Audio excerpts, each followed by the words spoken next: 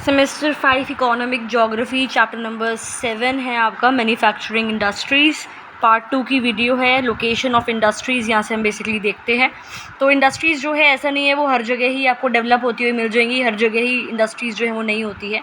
ऐसी जगह पे इंडस्ट्रीज़ होती हैं जहाँ पे प्रोडक्शन की जो कॉस्ट है बेसिकली वो कम है, ठीक है, और जो सेल ऑफ द प्रोडक्ट की कॉस्ट है बेसिकली एक प्रोडक्ट को बनाने की कॉस्ट और उसको बेचने की जो कॉस्ट है वो कम से कम लगे और उससे ज़्यादा से ज़्यादा प्रॉफिट हमें मिले, ज़्यादा से ज़्यादा मुनाफा हमें मिले, उन जगह पर इंडस्ट्रीज़ लगती हैं।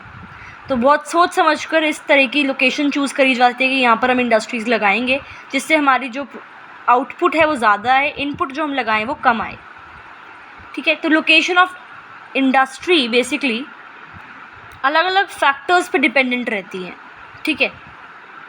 तो जो लोकेशन है इंडस्ट्रीज़ की वो कुछ फैक्टर्स से इम्पैक्ट होती है। कौन कौन से फैक्टर्स हैं, उसकी क्या मॉडर्न सोच है वो बेसिकली हम देखेंगे। मॉडर्न थिंकिंग क्या है about the factors of location of industries वो बेसिकली हम देखेंगे।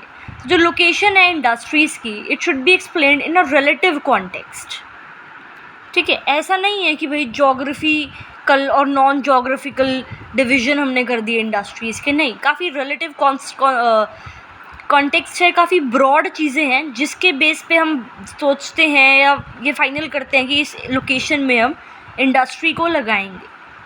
सबसे पहला क्या है, असेंबलिंग योर रिसोर्सेज, ठीक है। जो रिसोर्सेज हैं आपके रॉ मटेरियल वगैरह जो है उसको इकट्ठा करना एक प्रोसेसिंग यूनिट में, ठीक है। फिर कुछ गवर्नमेंट पॉलिसीज़, उस एरिया में गवर्नमेंट पॉलिसीज़ कैसी हैं, उस एरिया से मार्केट कितना पास में है, वहाँ पे कुछ ह्यूमन फैक्टर्स हैं जैसे कि सिक्योरिटी वगैरह, लोग वहाँ पे कैसे बिहेवियर के हैं, तो वो सब इम्पैक्ट करता है कि उस एरिया में आप इंडस्ट्री लगाओगे या नहीं। इन्वायरमेंट वहाँ का कैसा है, ठीक है। इंडस्ट्रियल इनर्शिया वहाँ पे कैसा है। एनसीईआरटीज़ में हम एक टर्म पढ़ते हैं इंडस्ट्रियल सिस्टम, यानी कि एक जगह है वहाँ पे एक इंडस्ट्री तो वहाँ और भी इंडस्ट्रीज लगती जाएंगी जैसे कि वो कॉस्ट ऑफ बार्गेनिंग का मैक्सिमम यूज़ कर सके, ठीक है। तो वो ये सारी चीज़ें हैं कुछ बेसिकली जिसके ऊपर डिपेंडेंट रहता है कि उस जगह पर इंडस्ट्री जो है वो लगेगी या नहीं लगेगी। तो सबसे पहला क्या है, गैदरिंग, यानी कि basically assembling, processing and distribution के जो कारक हैं, ठीक है, फैक्टर्स फॉर एग्रीगेशन, प्रोसेसिंग या डिस्ट्रीब्यूशन। तो जो ये तीन चीज़ें हैं इसको हम ज़रा डिटेल में पढ़ते हैं। पहला है आर्थिक दूरी यानी कि इकोनॉमिक डिस्टेंस। तो आज जो फिजिकल डिस्टेंस है उसको हम किलोमीटर्स में देखते हैं। It is not very important in the localisation of industries. पहले के टाइम पे ऐसा होता था कि भाई ये अगर आपका इंडिया है तो यहाँ पर अगर कोल है तो आप यहीं पर इंडस्ट्री लगाओगे, इतनी दूर इंडस्ट्री नहीं लगाओगे। तो जो ये लोकेशन फैक्टर है डिस्टेंस के अकॉर्डिंग, जोग्राफिकल फैक्टर है, वो आजकल इतना इंपॉर्टेंट नहीं रह गया है। इम्पॉर्टेंट जो आजकल है वो है आर्थिक दूरी, दैट इज़ इकोनॉमिक डिस्टेंस, ठीक है। इसका मतलब है कि कच्चे माल और मशीनों को बेसिकली इंडस्ट्री तक लाने और जो प्रोसेसिंग होने के बाद जो फिनिश गुड बनेगा उसको मार्केट तक ले जाने में कितने पैसे लगेंगे और कितना टाइम लगेगा। तो जो इसको हम कहते हैं इकोनॉमिक डिस्टेंस, कितना पैसा कितना वक्त लगेगा, किसमें, रॉ मटेरियल को इंडस्ट्री तक लाने में कितना पैसा लगेगा और फिर जो प्रोसेस्ड आइटम बनेगा, फिनिश जो गुड होगा, मैन्युफैक्चर्ड जो गुड होगा उसको एरिया ऑफ डिमांड तक यानी कि मार्केट तक ले जाने में कितना समय और पैसा लगेगा, उसको कहते हैं इकोनॉमिक डिस्टेंस। इकोनॉमिक डिस्टेंस जो है इट इज़ डिटरमाइंड बाय कि जो ट्रांसपोर्ट है, मीन्स ऑफ ट्रांसपोर्ट कितना फास्ट है, कितना एफिशिएंट है, टाइप ऑफ गुड्स कौन सी है, और किराए भाड़ा जो है कितना लगेगा। भाड़े को क्या कहते हैं ज़रा इंग्लिश में हम, फ्राइट, ठीक है। अब कोई एक इंडस्ट्रियलिस्ट है, एक उद्योगपति है, ठीक है, वो क्या चाहता है कि भाई उसका इकोनॉमिक डिस्टेंस कम से कम हो सो दैट जो प्रोडक्शन है उस पर जो पैसा लगे वो कम से कम पैसा लगे और उसको जो है मैक्सिमम प्रॉफिट हो। हर एक इंडस्ट्रियलिस्ट उद्योगपति जो है वो ऑब्वियसली यही तो चाहेगा।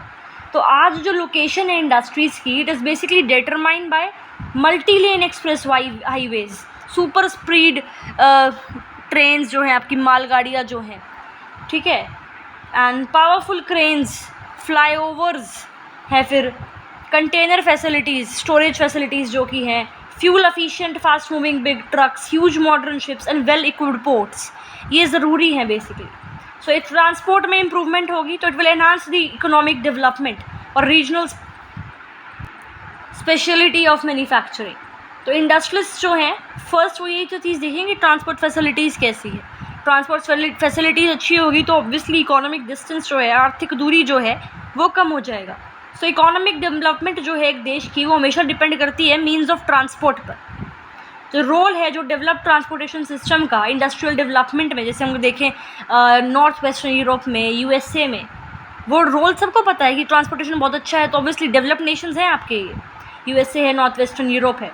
तो आज डेवलप्ड मीन्स ऑफ कम्युनिकेशन जो है वो भी एक कॉम्प्लीमेंट्री चीज़ है विद दिस डेवलप्ड ट्रांसपोर्टेशन। जैसे exchange and management of information हो, ग्लोबलाइजेशन में इंपॉर्टेंट फैक्टर्स हैं आपके ये दोनों, ट्रांसपोर्टेशन भी और कम्युनिकेशन भी। फिर एक ये बॉक्स दे रखा है जिसके अंदर बता रखा है traditional classification of locational factors, location factors के ट्रेडिशनल क्लासिफिकेशन। तो वही चीज़ है, पहले सिंपल सी चीज़ में डिवाइड थी आपकी जोग्राफिकल भौगोलिक और गैर भौगोलिक यानी कि नॉन जोग्राफिकल फैक्टर्स जो डिटरमाइन करते थे लोकेशन ऑफ इंडस्ट्रीज़। लेकिन एट प्रेजेंट अलग तरीके से डिपेंडेंट है, जो कि अलग तरह से डिवाइडेड है, अलग तरह से क्लासिफिकेशन है, अलग तरह के फैक्टर्स हैं जो कि डिटरमाइन करते हैं लोकेशन ऑफ इंडस्ट्रीज़, जो कि ये वाले हैं जो हम पढ़ेंगे।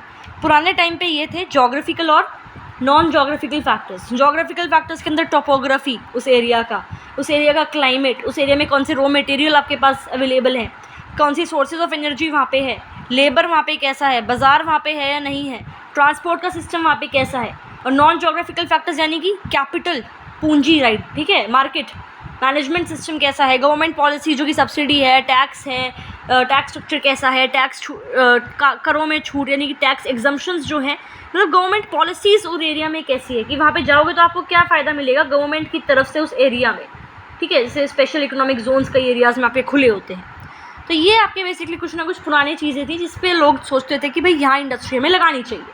तो ये ट्रेडिशनल क्लासिफिकेशन थी, ये फ्लॉड था, बिल्कुल मतलब फ्लॉड था, यानी कि एक परफेक्ट सिस्टम ये नहीं था, FLAWED, राइट, दोषपूर्ण था ये। तो जो ये था ये दोषपूर्ण आपका सिस्टम था क्योंकि ये डिटरमिनिस्टिक अप्रोच इससे आपको दिखती थी, ठीक है। ये एक्सप्लेन करता था कि इंडस्ट्री की जो लोकेशन है वो एब्सोल्यूट है, ठीक है, मतलब ये चीज़ हुई तो वहीं पे इंडस्ट्री लगेगी वरना नहीं लगेगी, ठीक है। तो इस चीज़ को एक एग्जांपल से हम समझ सकते हैं। एग्जांपल क्या दे रखा है, कॉटन टेक्सटाइल इंडस्ट्री जो है सबको पता है, इंग्लैंड में जो शहर है लंकाशायर, वहाँ पे बहुत अच्छी आपकी एडवांस स्टेज में कॉटन टेक्सटाइल इंडस्ट्री है। प्रोनाउंसिएशन देख लेना, हिंदी में तो यही बोलते हैं, ठीक है। तो बहुत ट्रेडिशनल फैक्टर्स वर सजेस्टेड बेसिकली कि भाई वो इंडस्ट्री वहाँ पे क्यों है, कि ह्यूमिड क्लाइमेट है वहाँ पे, लार्ज रिजर्व्स ऑफ कोल आपको वहाँ पे मिल जाएंगे, ठीक है, और सफिशिएंट क्लीन वाटर है वहाँ पे। और लिवरपूल पोर्ट का नाम है बेसिकली, ध्यान रखना ये लिवरपूल, ये दो जगह नाम याद रखना, एग्जाम्पल्स में यूज़ हो जाते हैं। लिवरपूल बंदरगाह यानी कि ऑब्वियसली लिवरपूल पोर्ट वहाँ पे है। अटलांटिक ट्रेड रूट जो है वो कनेक्टेड है बेसिकली इस एरिया में, इस इंग्लैंड के शहर में। तो जो लोकेशन है कॉटन टेक्सटाइल इंडस्ट्री की इस एरिया में सिर्फ इन टर्म्स पे नहीं बताई जा सकती कि ये सारे वहाँ पे चीज़ें हैं तो इसलिए वहाँ पे इंडस्ट्री लगा रखी है। ये सारी की सारी फैसिलिटीज़ तो साउथ वेल्स में भी अवेलेबल हैं, बाकी जगह में भी अवेलेबल हैं, बट कॉटन टेक्सटाइल इंडस्ट्री वहाँ तो नहीं डेवलप कर पाई जितनी यहाँ डेवलप कर पाई थी। इनफैक्ट अगर हम देखें जो ये लंकाशायर है आपका, it had relative advantage of time and place. तो ये एब्सोल्यूट एडवांटेज नहीं थी कि जोग्राफिकल और नॉन जोग्राफिकल फैक्टर्स की वजह से यहाँ पे ये एब्सोल्यूट एडवांटेज जो ये देता है जोग्राफिकल और नॉन जोग्राफिकल फैक्टर्स जो है वो कोई यहाँ पे नहीं थी, कोई ये चीज़ नहीं थी यहाँ पे एब्सोल्यूट एडवांटेज। तो ये रिलेटिव टर्म्स में हम एक्सप्लेन करते हैं, समझ में आया ये रिलेटिव वाली बात यहाँ पे जो बोली थी स्टार्टिंग में, ठीक है। तो रिलेटिव टर्म्स में हम एक्सप्लेन करते हैं कि एक लोकेशन क्या होगी इंडस्ट्री की, ये एब्सोल्यूट टर्म्स पे ट्रेडिशनल अप्रोच हम नहीं लेके चलते। फर्स्ट फैक्टर पढ़ लिया, उसके ट्रेडिशनल अप्रोचेस क्या थे वो पढ़ लिए। सेकंड फैक्टर देखते हैं जो है एक्सेस टू मार्केट, ठीक है। प्रोड्यूस गुड्स के लिए ऑब्वियसली एक मार्केट होना चाहिए। मार्केट का मतलब एक ऐसी जगह है जहाँ पे फिनिश्ड गुड्स के लिए डिमांड है और जो रेजिडेंट्स हैं उनके पास उतने पैसे भी हैं कि वो उस मार्केट में जो चीज़ें हैं उनको खरीद सके। जो रिमोट एरियाज़ हैं जहाँ पे पॉपुलेशन कम है वहाँ पे छोटे मार्केट्स होते हैं। और अगर हम देखें यूरोप के कुछ ऐसे एरियाज़ हैं, नॉर्थ अमेरिका के, जापान के, ऑस्ट्रेलिया के, जहाँ पे लार्ज ग्लोबल मार्केट्स हैं, इनकी स्टैंडर्ड ऑफ लिविंग जो लोगों का वहाँ पे है वो हाई है, परचेजिंग पावर हाई है, इनकम उनकी हाई है। एट प्रेजेंट जो डेंसली पॉपुलेटेड कंट्रीज़ हैं साउथ ईस्ट एशिया जैसे चाइना और इंडिया है, वहाँ भी बड़े बड़े मार्केट्स जो हैं वो बन रहे हैं धीरे धीरे। चाइना में तो बन चुके हैं, इंडिया में भी बन चुके हैं, राइट। कुछ इंडस्ट्रीज़ जो हैं दे हैव वाइड मार्केट, जैसे कि एयरक्राफ्ट मैन्युफैक्चरिंग है, आर्म्स मैन्युफैक्चरिंग इंडस्ट्री है, ठीक है। सिंपल सा एक फैक्ट दे रखा लास्ट में ये। नेक्स्ट थर्ड चीज़ है access to raw material. Third factor क्या है? Access to raw material. Industries जो है वो उस जगह पे सेटअप होंगी जहाँ पे रेगुलर और एश्योर्ड सप्लाई है, कि हाँ रेगुलर सप्लाई आएगी, ठीक है, और निश्चित हमेशा आएगी, एश्योर्ड सप्लाई है रॉ मटेरियल की, लो कॉस्ट पे आएगी और आसानी से आएगी। ऐसा नहीं है कि भाई है इतना 10 घंटे तो आपको रॉ मटेरियल को निकालने में लग रहे हैं, नहीं। आपके पास क्या है? बेसिकली एश्योर्ड और रेगुलर सप्लाई है रॉ मटेरियल की एट लो कॉस्ट और ईजी सप्लाई है। ऑल्दो जो रेवोल्यूशन है मीन्स ऑफ ट्रांसपोर्ट में जो प्रोग्रेस हुई है फैसिलिटी ऑफ लोडिंग अनलोडिंग में गुड्स की, it have freed the industries from this raw material की ग्रिप पे। जरूरी नहीं है कि फिर जहाँ पे रॉ मटेरियल है वहीं पर आप इंडस्ट्रीज़ लगाओगे, लेकिन फिर भी कुछ सारी इंडस्ट्रीज़ ऐसी हैं जो near the sources of raw material के पास ही लगती हैं, जैसे कि इंडस्ट्रीज़ जो आपकी ये हैं वेट लूजनिंग इंडस्ट्रीज़, ठीक है। एग्जाम्पल जो शुगर इंडस्ट्री है, बेसिकली ये वो इंडस्ट्रीज़ हैं जो कच्चे माल का प्रयोग करते हैं, जैसे कि चीनी उद्योग, राइट, शुगर इंडस्ट्री जो है। फिर दूसरी वो इंडस्ट्रीज़ जहाँ कच्चा माल भारी होता है तथा उसकी कीमत वजन की तुलना में कम होती है। जैसे तो क्या बात बोली गई है इसमें कि जो इंडस्ट्रीज़ हैं जिनकी रॉ मटेरियल हैवी है और कॉस्ट कम है in comparison to the weight, जैसे कि आयरन एंड स्टील इंडस्ट्री है, जूट इंडस्ट्री है, सीमेंट इंडस्ट्री है, जूट पटसन, right, jute industry and cement industry. फिर कुछ ऐसी इंडस्ट्रीज़ जहाँ पे मैन्युफैक्चरिंग प्रोसेस जो है उसके अंदर वेट का रिडक्शन होता है रॉ मटेरियल का, जैसे कि कॉपर स्मेल्टिंग इंडस्ट्री, या फिर इंडस्ट्रीज़ जो पेरिशेबल रॉ मटेरियल से बेस्ड रहती है, जैसे canned fruits, dairy products manufacturing etcetera.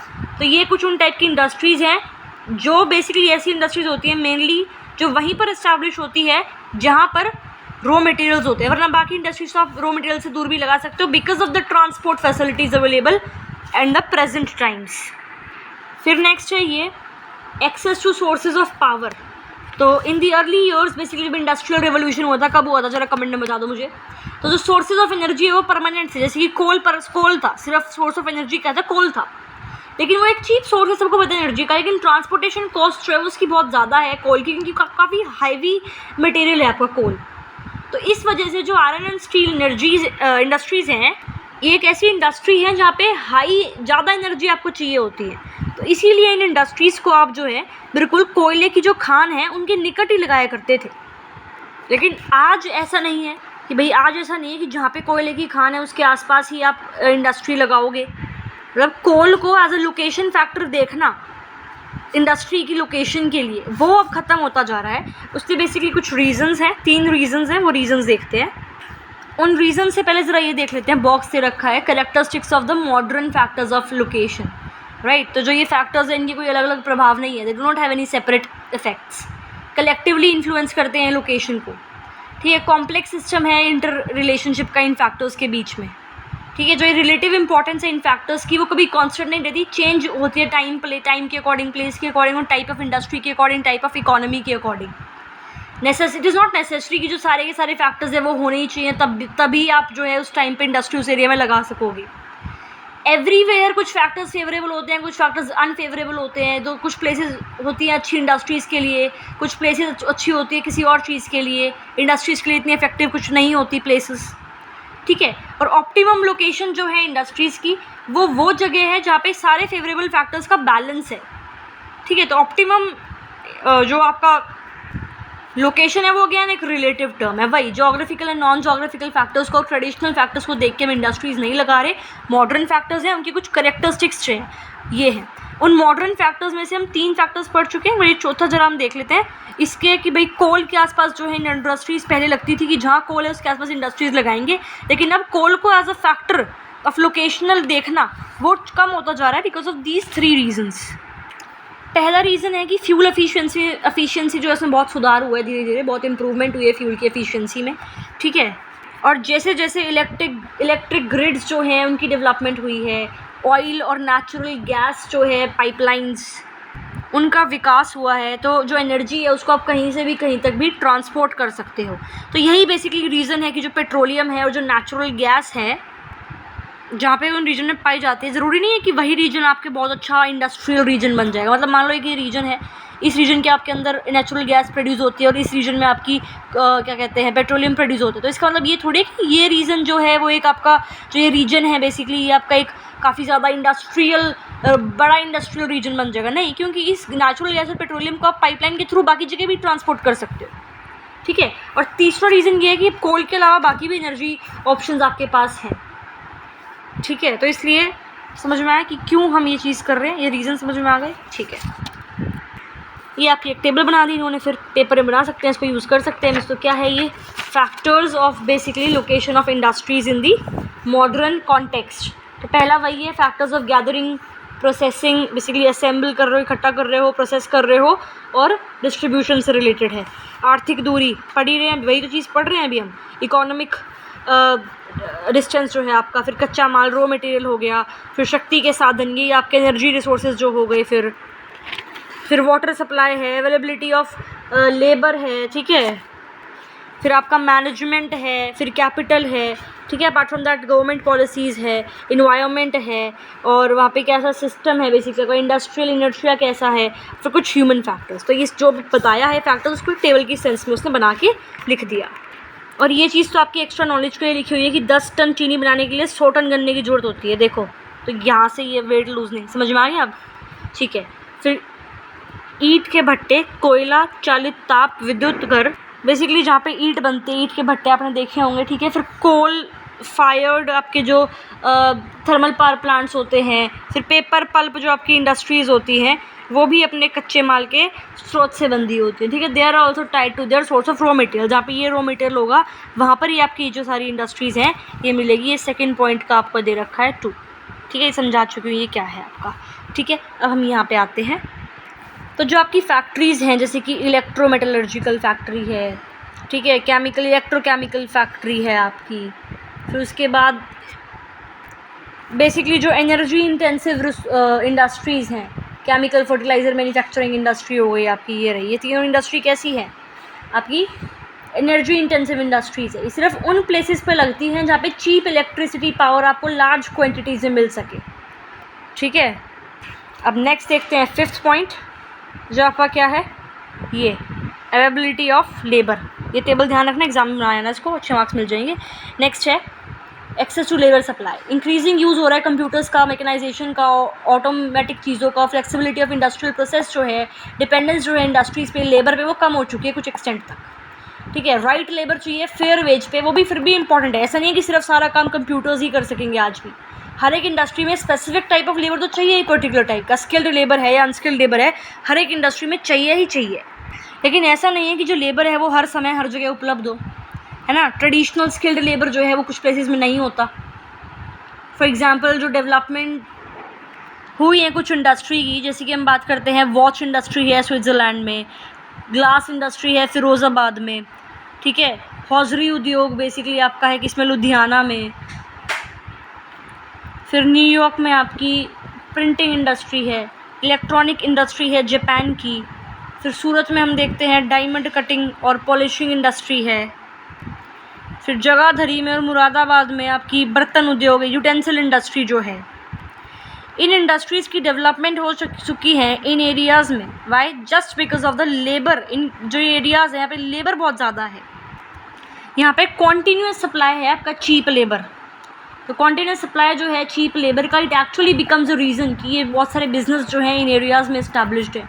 Example जो ट्री प्लांटेशन इंडस्ट्री है आपकी इंडिया में और आपकी साउथ ईस्ट एशियन कंट्रीज़ में, वो भी चीप लेबर की वजह से ही डेवलप हुई है। हाँ, मान लिया कि थोड़ा जोग्राफिकल कंडीशंस है, बट जोग्राफिकल कंडीशंस होते और लेबर चीप नहीं होते तो कहाँ से डेवलप हो पाती, ठीक है। फिर नेक्स्ट है वाटर सप्लाई।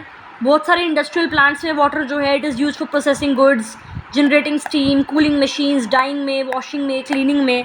तो देयरफॉर इंडस्ट्री सेट करने से पहले हमें वहाँ पे क्वालिटी क्वांटिटी वाटर की देखनी पड़ती है, ठीक है। ऐसा नहीं है कि आप बहुत महंगा पानी वहाँ पे यूज़ कर रहे हो।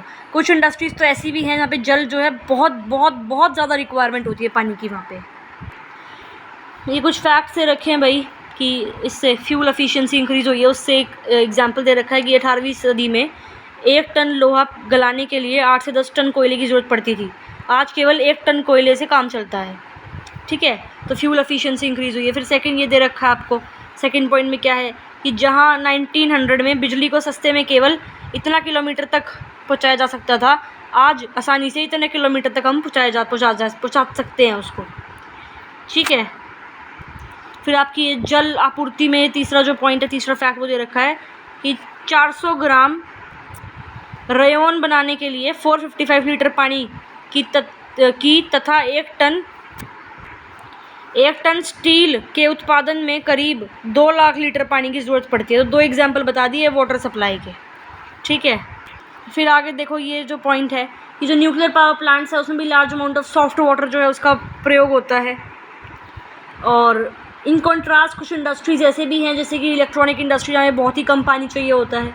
इन एनी केस वाटर स्कैर्सिटी जो है it actually pose a barrier to location of industries. अब जो इस टाइप की इंडस्ट्रीज हैं, इतना सारा पानी चाहिए होता है, आप इंडस्ट्री वहाँ लगा दो जहाँ पानी है ही नहीं। राजस्थान में लगा दो भाई, पानी ही नहीं है जहाँ जिन एरियाज़ में बेसिकली राजस्थान के, तो वहाँ पर कैसे काम करेंगी इंडस्ट्रीज़, कैसे डेवलप होंगी इंडस्ट्रीज़। तो वाटर सप्लाई भी इंपॉर्टेंट फैक्टर है। दोबारा बोल रही हूँ, ये टेबल ध्यान रखना, ये 1 2 3 4 5 रीजन्स पढ़ेंगे। इस पहले रीज़न के अंदर हम ये 1 2 3 4 5 6 7 पढ़ रहे हैं, जिसके अंदर हम पढ़ चुके हैं टोटल 6। नेक्स्ट देख लो मैनेजमेंट। तो मॉडर्न मैनेजमेंट बहुत स्पेशलाइज सर्विस है ऑब्वियसली। ठीक है। एक लोकेशन सेट करने के लिए इंडस्ट्री सिलेक्ट कर रहे हैं तो इंपॉर्टेंट है कि वहाँ पे हाईली स्किल्ड एक्सपर्ट इंजीनियर्स जो है, इंटेलिजेंट मैनेजर्स जो है वो वहाँ पे हैं। जॉब्स उनके लिए हम कर पाएंगे या नहीं कर पाएंगे। कुछ सिटीज़ जैसे कि स्प्रिंग बोर्ड्स जो हैं करियर्स, जैसे कि मुंबई, हैदराबाद, गुड़गांव, बेंगलोर, ठीक है, उन एरियाज़ में ऑब्वियसली मैनेजमेंट काफ़ी अच्छी है, जॉब्स बहुत ज़्यादा है, तो नौकरी पाने का सपना पूरा होना जैसी बात है इन एरियाज़ में अगर हम बात करें तो। फिर कैपिटल, पूंजी, ह्यूज कैपिटल जो है it is actually required industry setup करने के लिए। कैपिटल जो है ऑक्सीजन होती है इंडस्ट्रीज़ की। करोड़ों रुपए जो है लगते हैं लैंड की परचेज़ में, कंस्ट्रक्शन में, बिल्डिंग की कंस्ट्रक्शन में, फिर रॉ मटेरियल की स्टोरेज में, है ना, salary of workers and managers, means of transport, advertisements, ये सब कुछ लगता है ना इंडस्ट्री सेटअप करने में। बैंक है, स्टॉक एक्सचेंजेस हैं, फाइनेंशियल इंस्टीट्यूशंस हैं, वो एक्चुअली इंटीग्रल पार्ट है कॉर्पोरेट कल्चर का।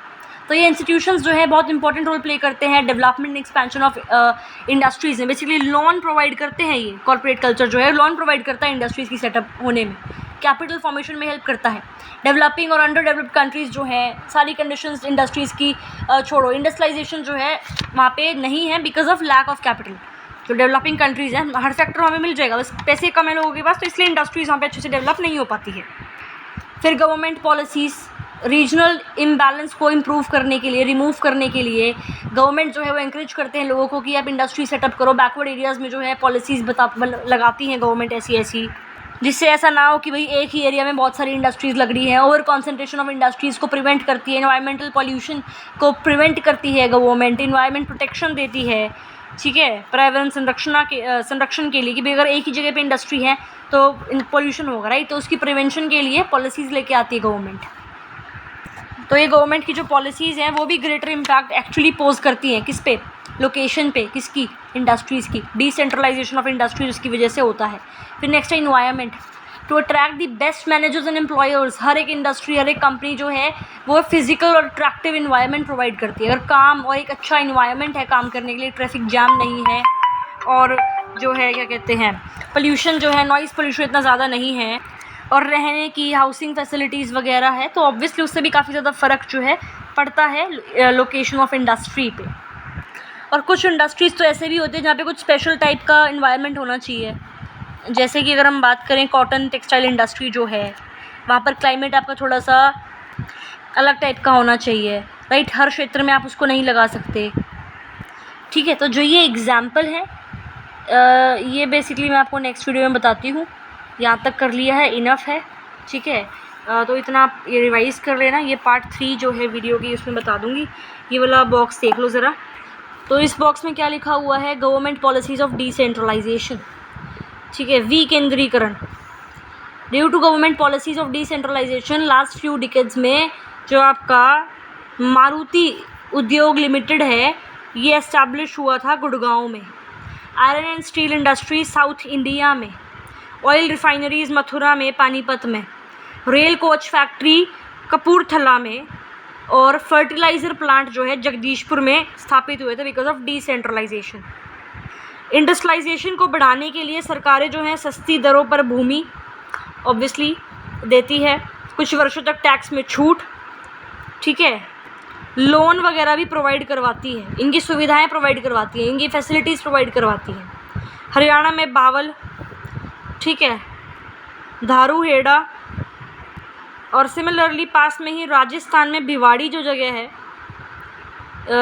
ये फैसिलिटीज़ मिली हैं जहाँ पे थोड़ी बहुत इंडस्ट्रीज़ लगी हैं हरियाणा और राजस्थान में because of government decentralisation policy. ठीक है, इतना समझ में आया। यहाँ तक बेसिकली करवा दिया है। ये पर्यावरण जो है, ये टॉपिक एक बार यहाँ से इतना करवाया, बस मैंने ये नहीं कराया क्योंकि वीडियो आगे रिकॉर्ड नहीं हो रही है, तो यहाँ से पर्यावरण से नेक्स्ट वीडियो में करवाऊँगी। यहाँ तक हो चुका है, ये बॉक्स हो चुका है, तो ये पर्यावरण से एंड देन फ्रॉम ये सारा and then from next page continue next video से करेंगे।